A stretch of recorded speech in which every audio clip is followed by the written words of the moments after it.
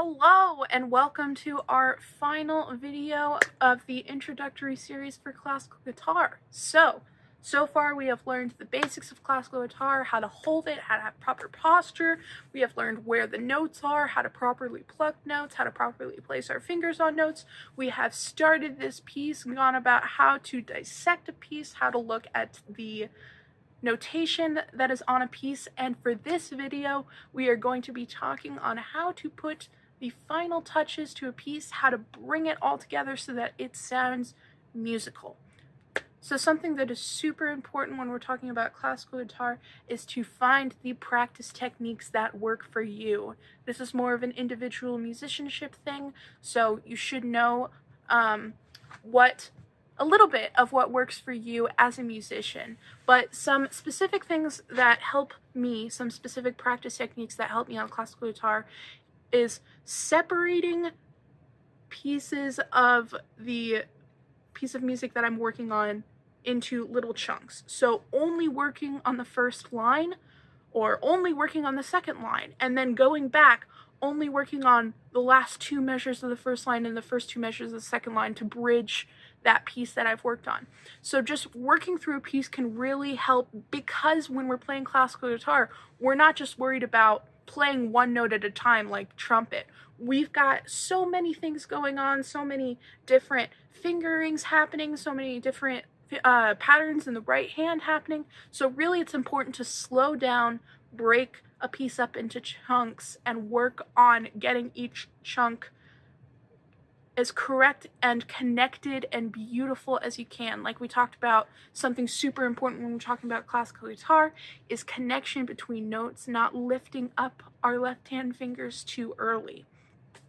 This also goes for working on problem spots. If you find that there's just a left hand fingering that is super unnatural in your brain, your fingers aren't listening to you, or right hand fingering, make up those practice exercises that I made up with playing the right hand pattern on the finger, or isolate that part of the piece where you're having your problem with your left hand and only slowly work through that left hand. Now, something that I advise against is playing classical guitar with a metronome, and here's why. If you're a musician and you've already learned and played other instruments, you should have a good grasp of what rhythms are supposed to sound like and how to keep in time and how to play an eighth note for its proper duration. However, something really important in classical guitar is rubato, and that of course is the push and pull of tempo based on making something sound musically, based on talking about dynamics. So rubato is an important staple in the style of classical guitar. So what that means is that normally we do not play classical guitar pieces in straight tempo. There's often a lot of slowing down or speeding up, or a mixture of the two to accentuate certain melodies, certain dynamics, certain parts of the piece that we think deserve that musicianship. So I definitely advise against working with a metronome and trying to get a piece up to a tempo that is written, unless you're working on like an exercise specifically to get your right hand pattern. So when we're looking at this piece and rubato, I want to talk about what that can look like in this particular piece. So this is something that we apply after you're very comfortable with the left and right hand patterns. So once you know exactly where all of the notes are, once you know exactly which fingers to play them with on the right hand, this is definitely like a final touch. So if you need more practice, be sure to look at that last video where I discussed how I work through a piece to get those fingerings to be confident enough to work on final touches like this. So when we're talking about rubato in this piece, I'm going to play the first couple measures, and I'm going to try my best to play them straight. So just straight tempo.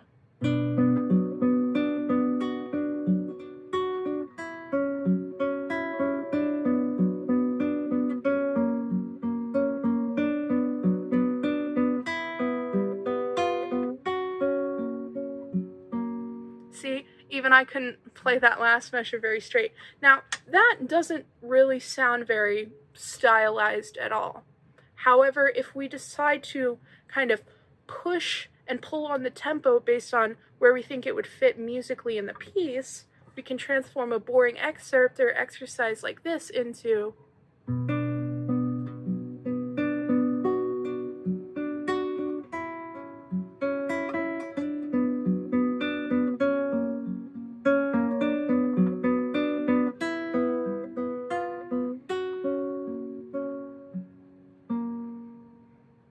So do you kind of see how I was pushing and pulling the tempo based on what I thought the melody was doing, what sounded good? So a lot of rubato is based on what feels right in your chest. Now, there are ways to do wrong rubato, like, for example,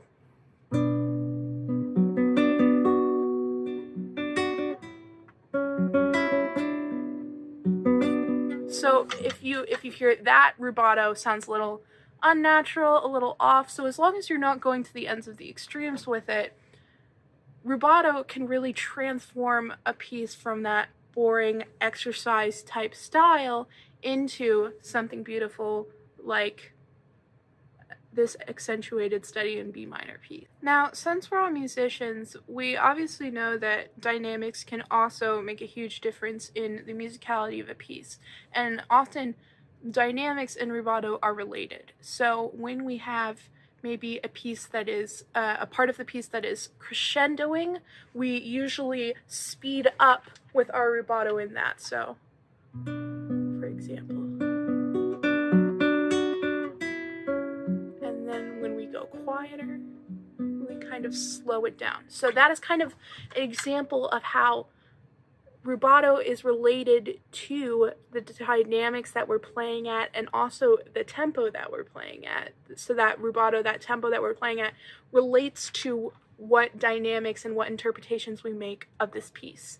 Now, I'm sure you've noticed that I didn't mark in very many dynamics for this piece except for a decrescendo at the very end and a piano at the beginning. And that is because another big staple of classical guitar is finding your own interpretation of the piece.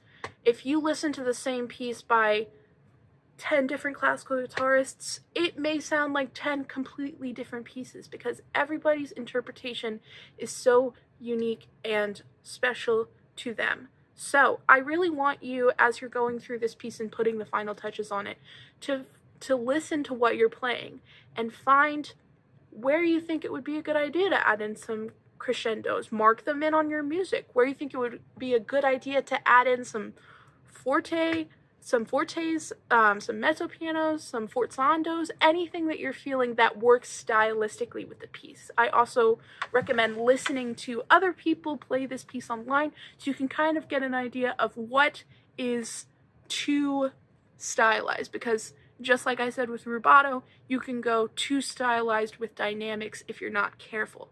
Classical guitar is all about the balance between a beautiful stylized piece, but not so stylized that it seems crazy or out of the ordinary or not musical to listen to. So to end this video and this introductory series, I want to just play for you my interpretation of these 16 measures, this excerpt.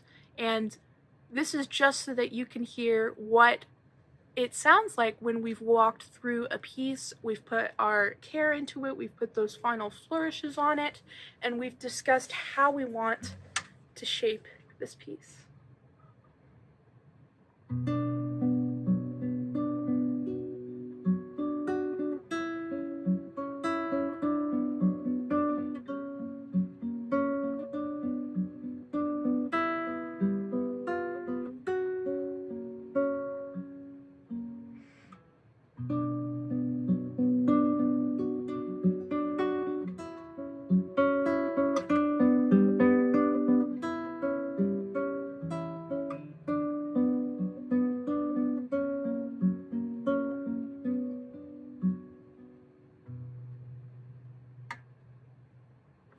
Now, again, your piece may sound different from mine. You may have differing ideas about what you want to do in terms of dynamics, in terms of rubato, and that is totally okay, as long as it still sounds beautiful, musical. You can tell that you're actually putting thought into why you want to do that rubato there.